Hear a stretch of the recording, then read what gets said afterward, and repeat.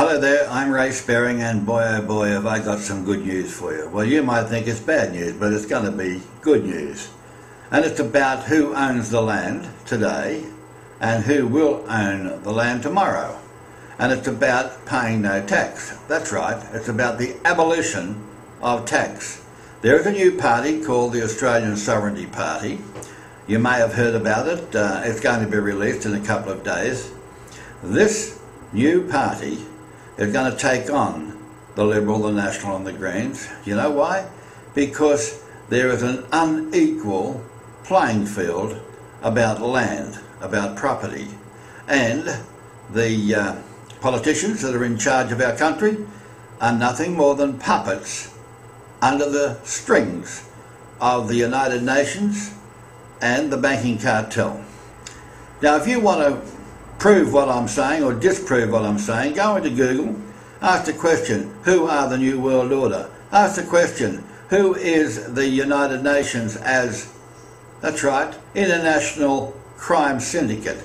Now that's a very harsh thing to say, but you better Google it, because you know what? They are just about to take over this country. They've already taken over other countries, and they are pretty ruthless. The other day, a gentleman who was the president of Poland, he's just been shot out of the sky. Yes, he's been killed in an aeroplane crash. But the funny part about this is, it's just like all of the other politicians that have said no to the IMF or to the banking cartel. When they say no, and these people are stopping the process of a complete UN takeover, they get rid of them. That's right, they get rid of them. You go in and have a look at this in Google too, you're going to get the shock of life. It is the same as they got rid of President Kennedy. Why?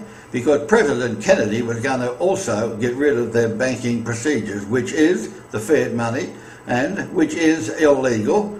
And it's all about having money to make money, but it's all funny money, it's printed money. And they don't have to be accountable.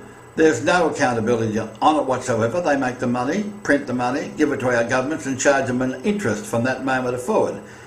Now, this Australian Sovereignty Party is, and I'll read something from their papers here. It says here about the land value.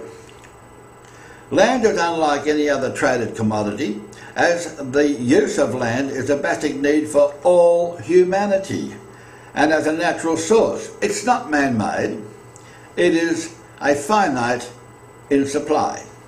Because this earth and its resources are common heritage to all mankind, the land should not be owned, bought and sold and traded as if it was just like anybody's shares, stocks, bonds, as doing so is the cause of so much evil in the world.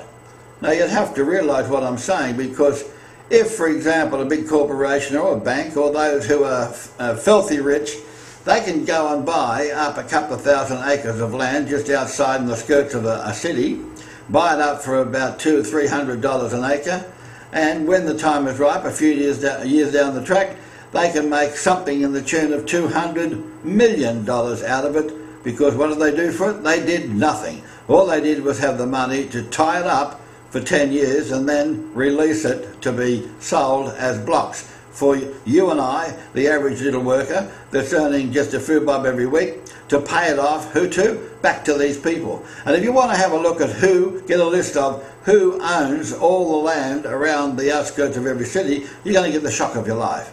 More so, because of this principle, this unequal principle of land ownership, one particular developer over in Hong Kong developed some land and it's worth $4 billion an acre. Would you believe that? $4 billion an acre. That means the average person will never, ever, ever be able to own something in Hong Kong. Do you want to see that happen here in Australia? Well, that's the way it's headed. The only thing is, Kim Beazley said, concerning the United Nations, he said, the United Nations has promised that the government of Australia will be given the ownership of all the land. How dare the United Nations make such a statement? How dare, who do they think they are, that they can tell us that the government will own all the land? Well, I'm going to give you a surprise after I show you this particular notice of the ASP, the Australian Sovereignty Party. Just have a look at this with me. Now, Kim Beazley was made that promise from the United Nations when Australia becomes a republic. But if you remember, Australia said no, they do not want to become a republic, and at a referendum they made an emphatic no. So guess what? They are changing the constitution behind your back, and now you've got Senator Bob Brown, who is putting a bill before the Australian Parliament called a plebiscite, and this plebiscite is to make Australia a republic. That's right, this is treason, and they're doing it behind your back. So whether they can get Australia to be a republic legally, and they can't, now they're going to try and do it illegally, and that's by changing the constitution and sneak one in on you. But remember something, a plebiscite is not a legally binding document, and Senator Bob Brown should be ashamed of himself for taking such a treasonous action. Now, getting back to who is going to own the land, at the moment you've got governments who have a very unequal way of sharing the land with the people. That's right. And guess what? You think you own it. Well, I'm telling you something, you don't own it. You try and get your land title deeds. Try and get the land title deeds to your property if you own it outright. You will find you can't get it. I have a couple of friends with $1 million homes on the waterfront at Surfers Paradise, and they've been trying for a year now to get their land title deeds, and guess what they got? They just got a little computer printout with a government little note to say, oh, we don't give land title deeds anymore. That's right, and they won't give land title deeds anymore because now you find that the owner's equity of the land which you did have under the Queen, that's gone. Why? Because they've taken the Queen out of the Constitution and did it without a referendum. So you don't own the land at all. And if you don't believe me, check it out. Google it and you will find no one in Australia owns the land anymore. It is owned by the government. Now, the new constitution that we're going to put together for you people to consider, coming from the Australian Sovereignty Party, yes, the people of Australia will own the land, all of them. And yes, there will be a lease, a rent to the people for the use of the land. And yes, you as an individual can use that land for indefinitely, so long as you are using that land. And when you're not using that land, you need to read up on the policy of the Australian Sovereignty Party. Now look, this is a new Sovereignty Party that's going to abolish tax. That's right, completely and totally abolish all taxation, and in lieu of that, this is what they say to you in their policy papers. I'll read it to you.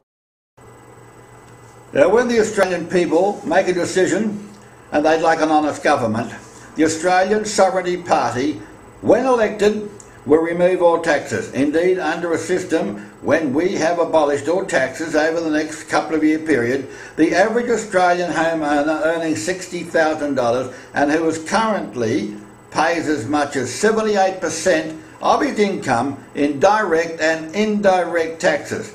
This person will save as much as $32,000 per year after he has paid whatever the fair rent is back to the people's ownership of the land. Now you need to look at this seriously, because I tell you what, if we don't do something seriously, the United Nations is going to take over our land, and the governments are going to make sure that you have no control over your land at all, and the Australian Sovereignty Party will give you control over your land, and you will be paying no tax. You got that? Pay no tax.